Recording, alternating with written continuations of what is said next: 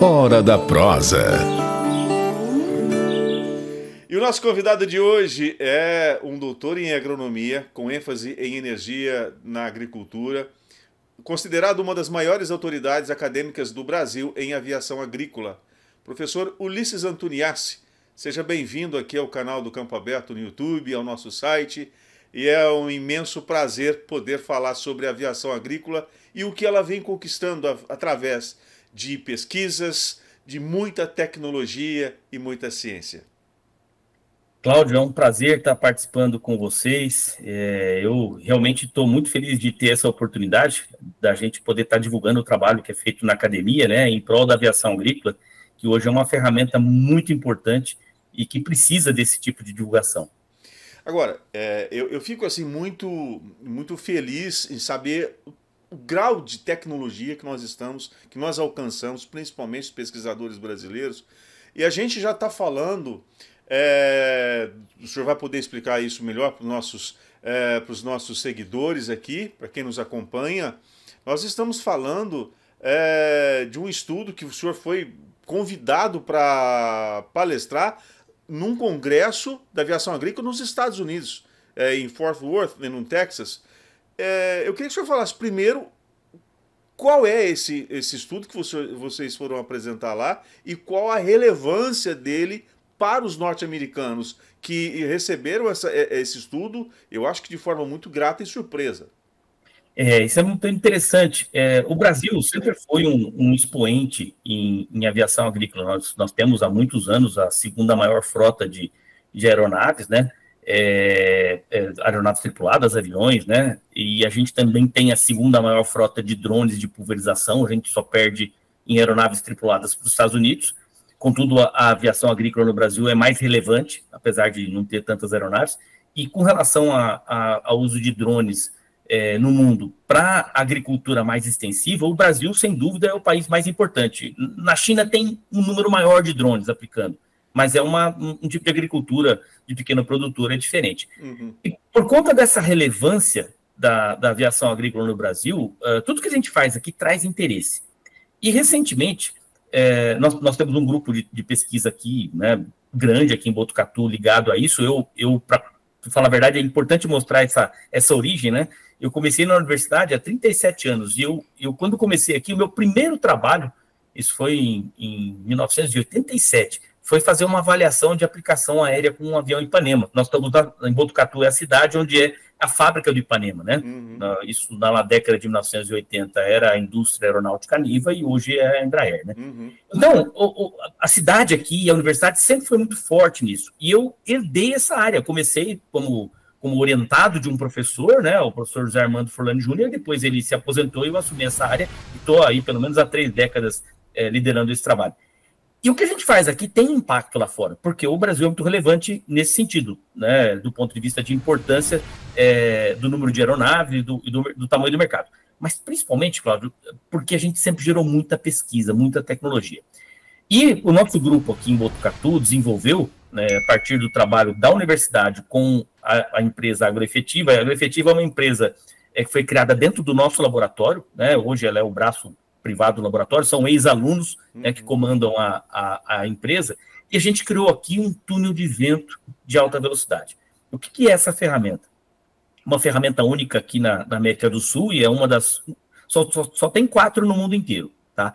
E esse túnel de vento serve para simular as tecnologias de aplicação aérea em laboratório, o que torna muito mais fácil da gente desenvolver tecnologias que sejam eficazes e seguras para aplicação aérea.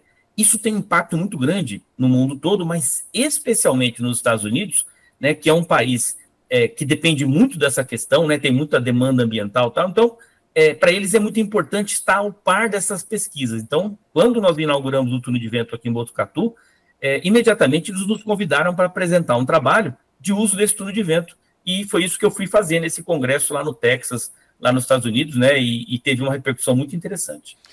Para que vocês possam entender, a gente está falando aqui das gotas, né? Do formato da gota, do tamanho, né? Porque a gente, quando fala de aviação agrícola, se a gente comparar uma pulverização terrestre, por exemplo, feita aí por autopropelido, a quantidade é muito menor. Usa-se um percentual muito irrisório comparado à pulverização tradicional. Então, nós estamos falando de 10%, talvez, dependendo da situação, é muito menos. E nós estamos falando de um estudo do tamanho e formato da gota, é isso? Nós chegamos a esse ponto, professor? Então, aí que é interessante. Quando você tem uma aplicação de baixa velocidade, por exemplo, num pulverizador terrestre, ele trabalha 5, 10, 15, 20, 30 km por hora. Qualquer coisa menos do que 80 km por hora, você forma a gota, solta ela no ambiente, ela se deposita nas plantas. No caso da aplicação aérea com aeronaves tripuladas, seria a aviação agrícola convencional, você tem um fluxo de ar, né, por causa do voo do avião, que ultrapassa esse valor mágico de 80 km por hora. O avião, um Ipanema voa, por exemplo, a 180 km por hora, um Air Tractor pode chegar a 250. E nesse ambiente, você tem o que a gente chama de quebra secundária das gotas. Então, você lança a gota no ambiente e ela quebra novamente. Então, você tem a partição da gota com o processo de geração, por exemplo, lá no bico de pulverização, e depois ela quebra de novo na hora que ela é lançada no ar. Isso torna a dinâmica de distribuição uma coisa muito especial da aplicação aérea. E é isso que a gente consegue simular dentro do túnel de vento. Isso é um espetáculo.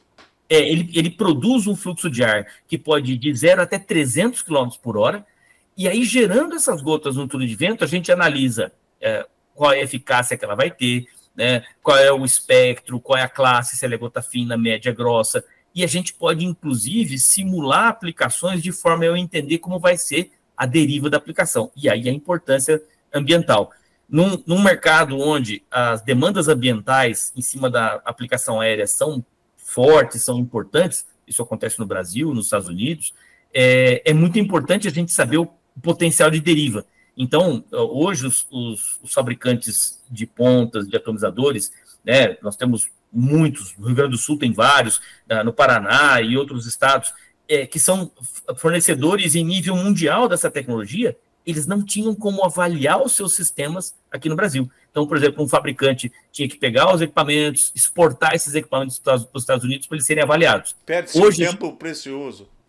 E hoje a gente faz isso aqui no Brasil. Inclusive, alguns fabricantes, eles já são parceiros do nosso laboratório, né, e realizando. E interessante que a gente foi aos Estados Unidos apresentar resultados que foram gerados aqui com essas pontas e com parcerias com esses fabricantes nacionais. Fabricantes que são expositores no Congresso nos Estados Unidos, porque eles vendem tecnologia lá. Então, esse tipo de parceria, né, nesse Congresso a gente tinha uma equipe grande lá, né? Tinha eu representando a parte acadêmica, tinha várias pessoas da área, né, governamental, da parte do SINDAG, que é o sindicato que apoia muito esse processo, das empresas. Então, essa comitiva brasileira estava lá mostrando essa tecnologia. E é legal que o americano valoriza isso, por quê? Porque, na realidade, ele sabe que, além dele contar com o que tem lá nos Estados Unidos, ele pode contar com tecnologia boa que vem daqui. E eles não têm problema nenhum. Se a tecnologia for boa, eles compram lá também. Como, né, a gente vê tem que funcionar. O importante é que a tecnologia seja eficaz. Agora, uma coisa legal que a gente vê nisso é que, com isso, a gente consegue gerar informações, né, para o mercado, para quem vai consumir. Mas uma coisa muito legal. Aqui no Brasil, agora a gente pode gerar a informação que a gente chama que é a informação regulatória. Que isso é que é uma coisa que a gente não conseguia aqui. Então, vou te dar um exemplo. Quando o Ministério da Agricultura, a Anvisa, o IBAMA, precisava criar um pacote de regramento e legislação para aviação agrícola, eles não tinham informações sobre o real classe de gotas. Não tinha parâmetro algum. Do que era fabricado no Brasil. Tinha dos equipamentos americanos. Mas do fabricado no Brasil, não. Então, hoje, né, quando a gente faz pesquisa para um órgão regulatório, eu faço uma pesquisa para o Ministério da Agricultura, para o IBAMA, para a Anvisa, eu consigo informar o real desempenho das pontas de pulverização dos atomizadores brasileiros, que são usados aqui.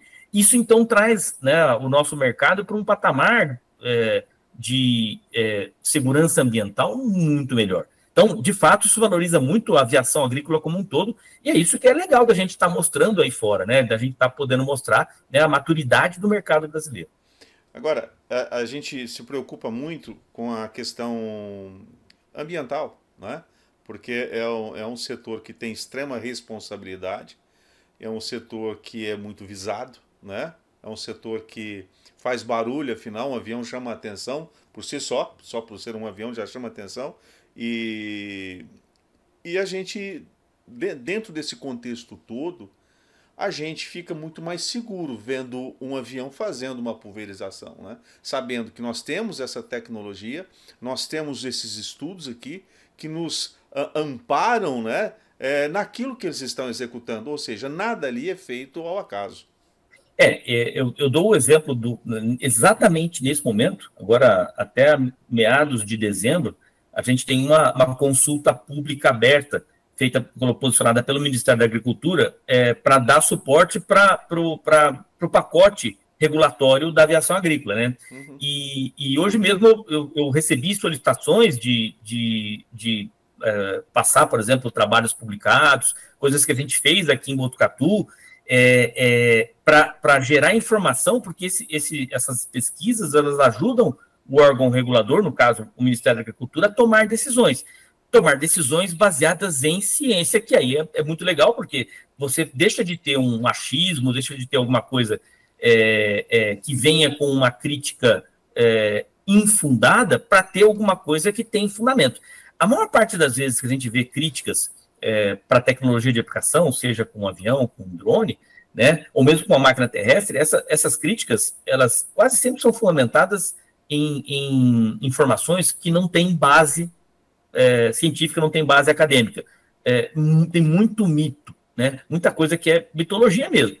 E aí, gerando essas informações, e a gente consegue trazer informações. Uma ocasião eu fiz uma rodada de palestras junto com o SINDAG, justamente, e a minha palestra era desconstruindo mitos da aviação agrícola, porque é muita coisa que vem de fora, o pessoal interpreta errado, o pessoal cria fantasias em volta de informações que muitas vezes não são geradas aqui no Brasil e muitas vezes não tem nem nada a ver com a aviação agrícola. Então, gerando pesquisa aqui e publicando as pesquisas, curioso que o pessoal me pediu uma pesquisa hoje e eu falei, olha, eu tenho uma pesquisa gerada aqui, mas publicada lá na Inglaterra. E eu explico. Por que publicada na Inglaterra? Por causa do impacto que eu preciso dela internacional. Porque quando a gente tem respeito lá fora, é incrível, mas a gente tem mais respeito aqui dentro do Brasil também. Então, a ciência serve para isso. E é muito legal, muito bacana a gente ter certeza que, se usada de maneira correta, a ferramenta é segura. E aí, né, pesquisas como essa, feita pela Agroefetiva Noturno de Vento, ajudam a mostrar isso. Eu acho que o mais interessante também é que quando há algum tipo de dúvida, fica muito mais fácil você tirar essa dúvida com o pesquisador aqui, local, que já tem essa pesquisa publicada, enfim, é um trabalho já pronto, né? Então, se você tem uma dúvida, meu Deus, principalmente os órgãos regulatórios, aí, nossa, como é que a gente vai fazer para ter mais informações a respeito disso? É simples, é só acionar o pesquisador que está aqui, né? Fica muito mais fácil. Exatamente, é essa a ideia. E o bacana é que a gente tem tido bastante sucesso nisso. Nessa demanda desta consulta pública, eu fui consultado muitas vezes pelo pessoal da área regulatória, né, seja da indústria de defensivo, seja do setor de aviação agrícola, seja pelo próprio governo. E por que eu fui acessado várias vezes, né, para isso?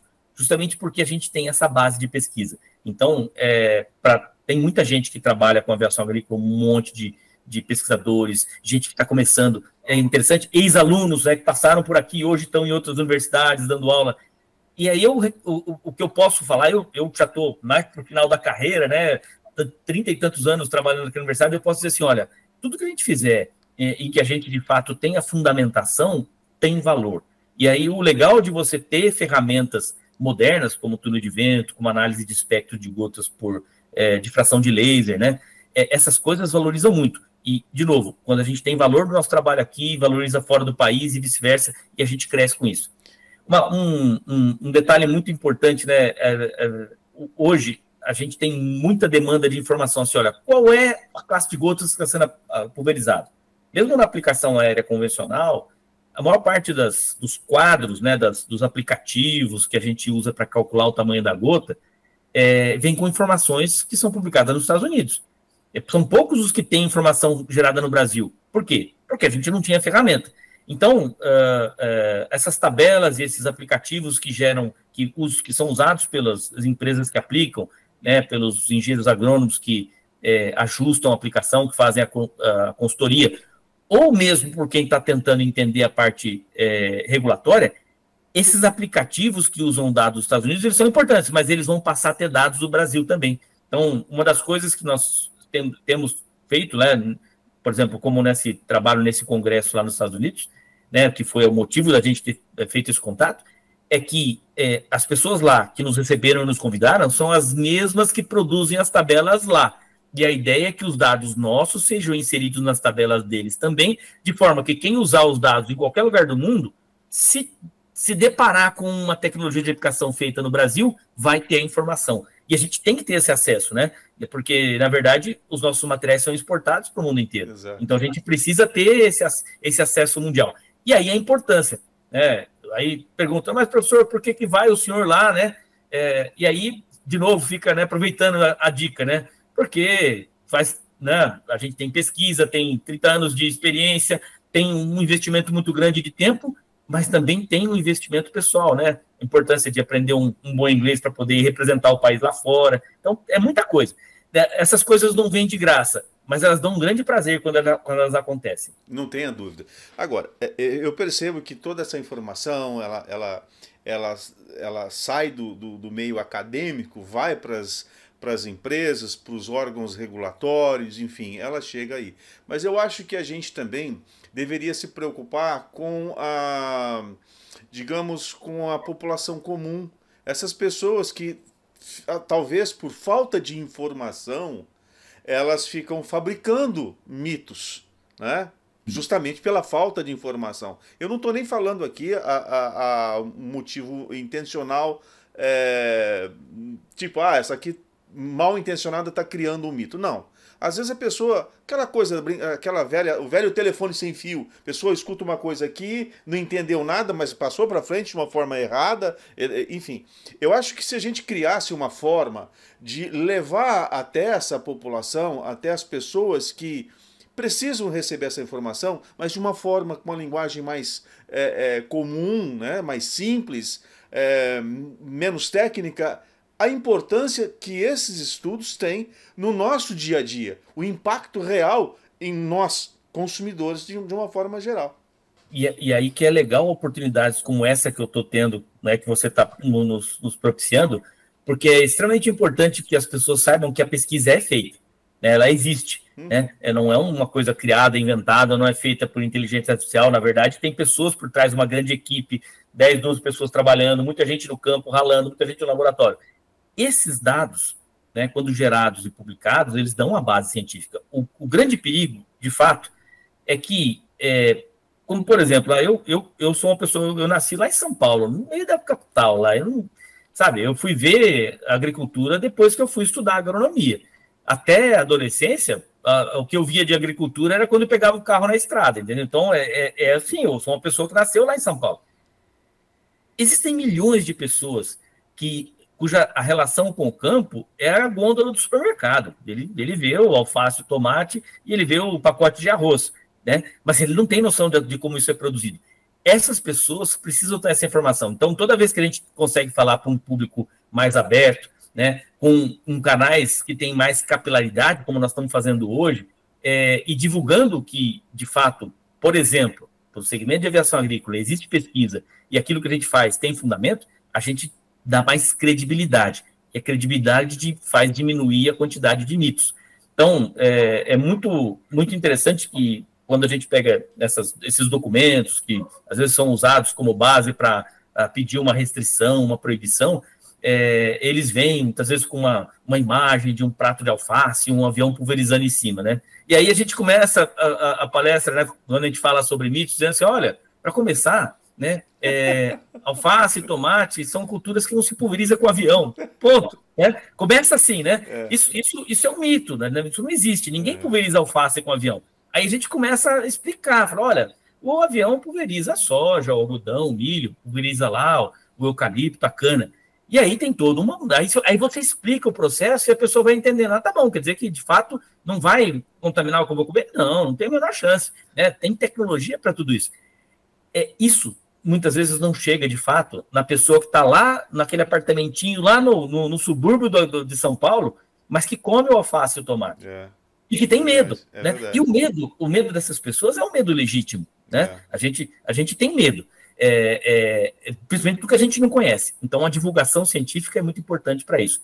E aí eu volto a reforçar a oportunidade que a gente tem, como a gente está tendo, né, para conversar com vocês e com todo mundo que segue o canal, e toda a oportunidade de divulgar a ciência ajuda a reduzir a quantidade desses mitos. E outra, muito importante, pessoal, vocês que nos acompanham, veja bem, um remédio ele se torna um veneno se você errar a dose. Então, é simples. A água, eu me lembro que há uns anos atrás, uma californiana, ela teve um problema de saúde grave, quase morreu. Você sabe com o quê? Água. Mas água contaminada? Não. Ela tomou uma quantidade muito grande de água, que o organismo dela entrou praticamente em colapso. Então, é assim. A gente tem que ter um pouco de bom senso e observar essas coisas. Quando a gente fala de defensivo é aquilo produto que defende a planta contra uma doença, uma coisa que vai prejudicá-la. Então, você vai pegar aquele defensivo que é um remédio para a planta, não é um veneno, não. Ele é um defensivo, um remédio para a planta se curar e se proteger. Assim como a gente toma, por exemplo, um remédio para dor de cabeça, um remédio para gripe, enfim. É essa a ideia. É assim que funciona. E um detalhe, quando nós falamos de aplicações aéreas, com drone, enfim, gente, aquilo lá é uma atividade cara. Ninguém vai jogar dinheiro fora, literalmente rasgar. Professor, quanto custa uma hora de voo hoje? Só para a gente ter uma ideia.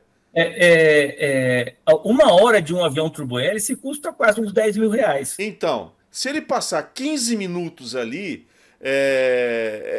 são desnecessário, literalmente rasgado de forma desnecessária. Exato, não tem. Ninguém aplica nada desnecessário, porque mais caro do que o próprio voo do avião é o produto que é aplicado. Exato. Né? Então, todo esse processo é um processo muito bem cuidado. O que a gente tem que, de fato, ter certeza é que a gente faça as aplicações e que todo o processo esteja dentro do conceito de boas práticas. Então, existem vários programas de boas práticas para aplicação aérea, o SINDAG tem um programa de boas práticas de gestão das empresas, nós organizamos, né, com o apoio da CropLife, que é a Associação da Indústria de Defensivos, um programa de certificação para os aplicadores aéreos, né, para certificar que as aplicações sejam seguras para o ambiente.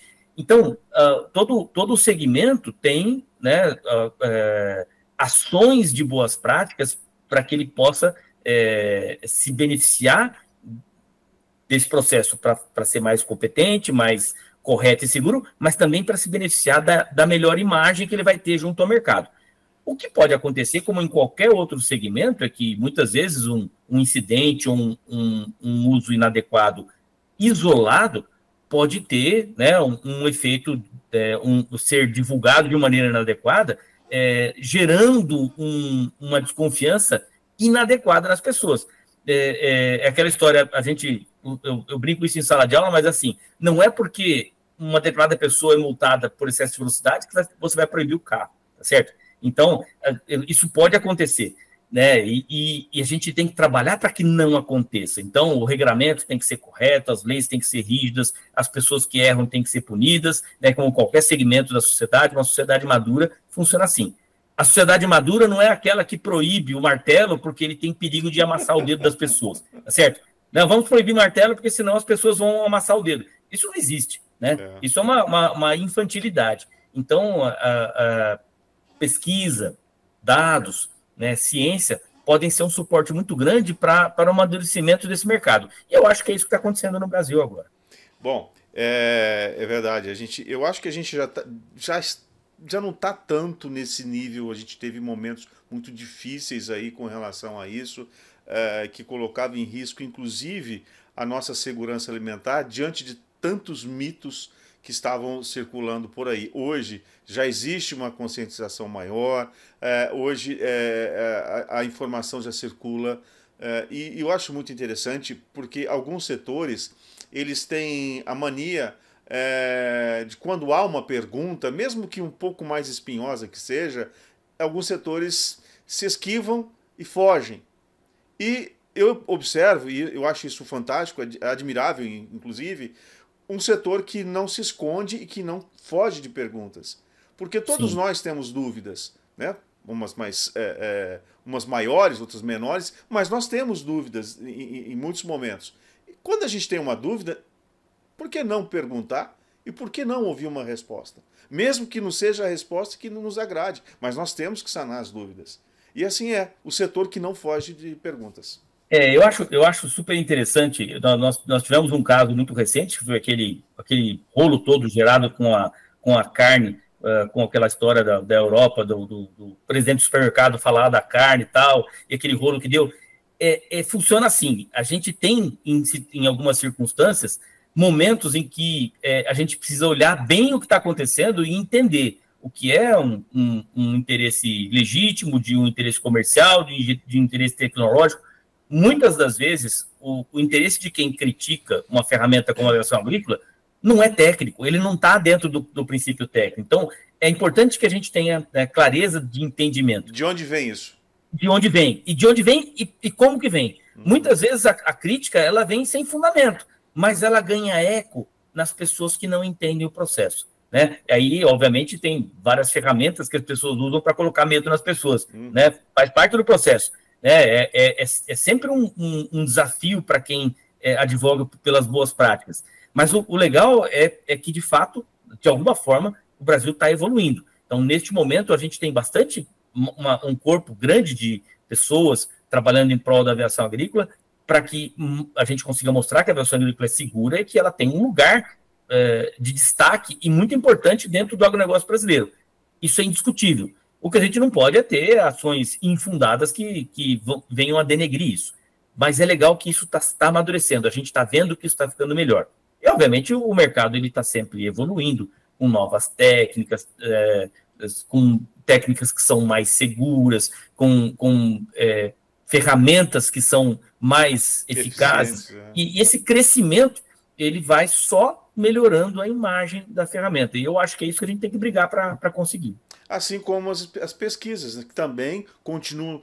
Não é porque você terminou uma pesquisa que parou por ali. Bom, essa eu terminei, vamos partir para a próxima. Não, aquilo está sempre em evolução, né? Ela Exato. vai passando por melhorias ao longo do tempo. Surgem novas tecnologias que permitem que aquele estudo ali seja ainda reciclado e melhorado. E assim vai, né? O que nós Com não certeza. podemos é falar, bom, isso aqui está pronto, vamos seguir para a próxima. Não, não é assim não.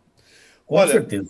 professor, eu queria agradecer demais a participação, essa oportunidade que o senhor nos deu de trazer às claras essas informações e também parabenizá-lo por levar até os americanos esse estudo, que eu tenho certeza que eles, principalmente dentro da aviação agrícola, eles estão nos olhando de uma forma diferente. E isso está fazendo muito bem para a gente. Sermos observados de forma diferente, como eficientes, como profissionais de fato, como estudiosos, e todos nós estamos nos beneficiando disso. Não só aqui, mas mundo afora. Com certeza. A gente pode dizer hoje que, do ponto de vista acadêmico, nós somos um dos grandes players aí do mercado para gerar tecnologia e a gente vai brigar para ser mais, né, cada vez mais importante dentro desse mercado. E isso é muito bom, né, para a agricultura brasileira, é muito bom para a aviação agrícola do Brasil. Tá bom. E olha, se você tem algum tipo de curiosidade, quer mandar tem uma dúvida, quer aí a ajuda do professor Ulisses, eu vou deixar aqui embaixo o e-mail dele, vou deixar também o WhatsApp. É sempre assim muito importante a gente ter a nossa disposição pessoas que realmente podem nos ajudar. Se você tem algum tipo de dúvida, precisa de algum auxílio dentro desta área, né, para melhorar um estudo, enfim, é só entrar em contato com eles, que eu tenho certeza. Assim como a aviação agrícola não foge de perguntas, eu tenho certeza que ele também não vai fugir de novos desafios. Professor, muito obrigado e parabéns mais uma vez. Eu que agradeço e olha, foi um prazer participar. Tá bom. E olha, esse conteúdo está também, para quem está nos ouvindo aqui pela rádio, ele está no YouTube. E se você chegou até aqui nesse vídeo, gente, olha, é muito importante, eu peço isso. Você, se não é inscrito, se inscreva, curta, comente, compartilhe. Assim a plataforma vai entender que nós temos relevância e vai facilitar a nossa vida e vai nos proporcionar condições da gente continuar criando esse tipo de conteúdo para você compartilhar com seus amigos, para pessoas que estão na mesma atividade com você. Todos nós ganharemos com isso, tá bom? Então, obrigado, professor, mais uma vez, um grande abraço. E você, não se esqueça aí do que eu pedi, tá bom? Hora da Prosa.